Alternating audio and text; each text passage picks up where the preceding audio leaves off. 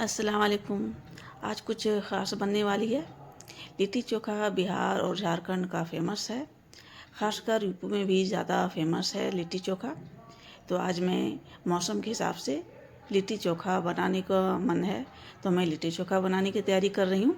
देखिए, मैं बीच से बैंगन को कट कर ली थी ताकि कीड़ा जो होती है बैंगन में वो ना रहे। तो कीड़ा तो कुछ भी नहीं थी, साफ़ थी बिल्कुल बैंगन मेरी।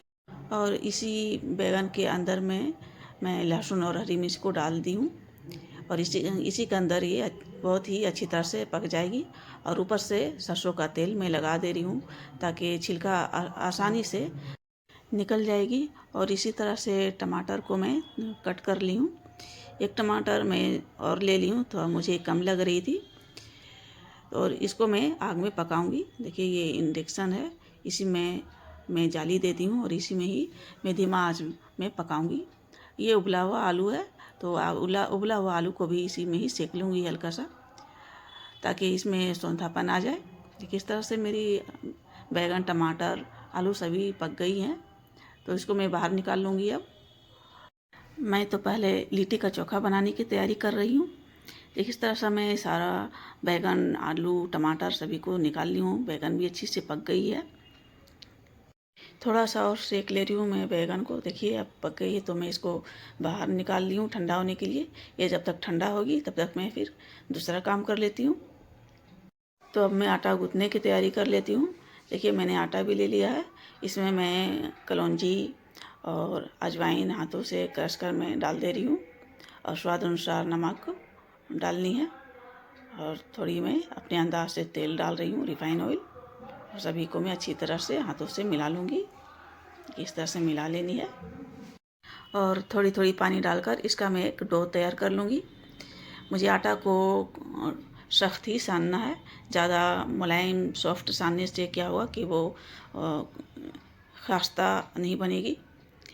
तो देखिए, मैं यहाँ सत्तू ली हूँ। इसमें मैं 1 चम्मच बारीक कटा हुआ लहसुन डाली हूँ, 1 चम्मच हरी मिर्च डाली हूँ और थोड़ी सी कलौंजी डालनी है, थोड़ी अजवाइन और 1 प्याला में बारीक कटा हुआ प्याज डाली हूँ और हरी धनिया भी डालनी है। ये 1 चम्मच मैं अचार डाल रही हूँ। ये हरी मिर्च का अचार है, बिना तीखी वाली। और लेमन जूस डाली हूँ और स्वाद अनुसार नमक डालनी है। और 1 चम्मच के करीब मैं सरसों ऑयल डाल रही हूँ और सभी को मैं अच्छी तरह से मिला लूँगी। इस तरह से आपके पास कोई भी अचार हो, आम के अचार, तो आम के अचार भी डालें। मेरे पास मिर्ची का अचार थी, तो मिर्ची का अचार मिलाकर इसमें डालकर मिलाई हूँ। तो देखिए, इधर मेरी बैंगन भी अच्छी तरह से पक गई थी और ठंडी भी हो गई है। लहसुन भी बहुत अच्छी तरह से गल गई है लहसुन भी। तो सभी का मैं छिलका उतार ली हूँ और हाथों से मसल कर इस तरह से मैं मसल ले रही हूँ और इसका मैं चोखा बना लूँगी। इसमें और भी कुछ सामान डालूँगी, जैसे हरी मिर्च हो गया, लहसुन, कच्ची लहसुन का टेस्ट बहुत ही अच्छी आती है। और बारीक कटा हुआ प्याज, बहुत ही महीन प्याज कटी है। और साथ में मैं हरी धनिया भी डाल दे रही हूँ। देखिए, इस तरह से। और स्वाद अनुसार नमक डालनी है और हाथों से इस तरह से मैं मिला ले रही हूँ। ठंड हो गई थी तो हाथों से ही मिला ले रही हूँ, हाथ से अच्छी तरह से मिलती है।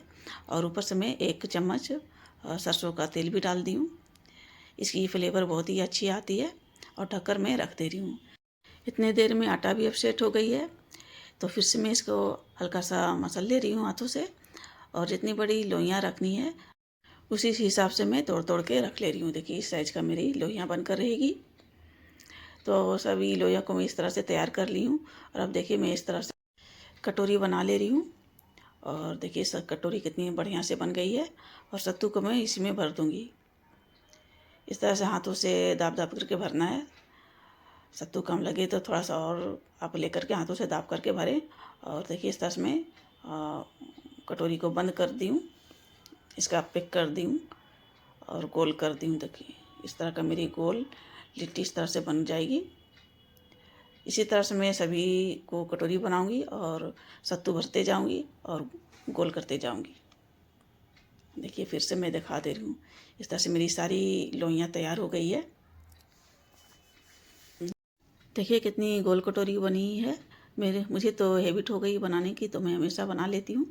और इसी तरह से मैं कटोरी बना बना कर सत्तू भरूँगी और गोल कर लूँगी। देखिए इस तरह से सभी लिट्टी मेरी इस तरह से तैयार हो गई है। तो अब मैं इसको सेक लूँगी धीमे आंच में। देखिए इंडक्शन में ही मैं सेक रही हूँ। इस तरह से पूरे ध्यान से मैं सेक दी है। मैं तो वहीं पर से बैठ कर ही सेक रही हूँ, कहीं ये जल ना जाए। धीमे आंच में आग में सेकने से क्या होता है कि ये बहुत ही सौंधा लगता है खाने में। आप तो चाहे कढ़ाई में भी सेक सकते हैं, कुकर में भी सेक सकते हैं, आप घी डाल के ही सेक सकते हैं, तो वो भी अच्छी लगती है। लेकिन मुझे तो ज़्यादा आग में पका ही अच्छा लगता है। तो देखिए किस तरह से मेरी कितनी अच्छी से लिट्टी मेरी तैयार हो गई है। और मैं ऊपर से ही घी डालकर इसको अलग से निकाल ले रही हूँ, क्योंकि मेरे बच्चे को घी पसंद नहीं है। तो कुछ मैं घी लगा कर निकाल रही हूँ और कुछ मैं बिना घी के ही रखी हूँ। तो देखिए मैं ऊपर से घी इसमें डाल दे रही हूँ और तोड़ने के बाद फिर मैं घी इसमें डालूँगी। इस तरह से भी लिट्टी चोखा खाने में बहुत ही मज़ा आती है। तो आप भी लिट्टी चोखा का ठंड मौसम में मज़ा लें। देखिए मैं अपने हस्बैंड को खिला रही हूँ। आपको मेरी रेसिपी कैसी लगी आप मुझे कमेंट पर बताएं।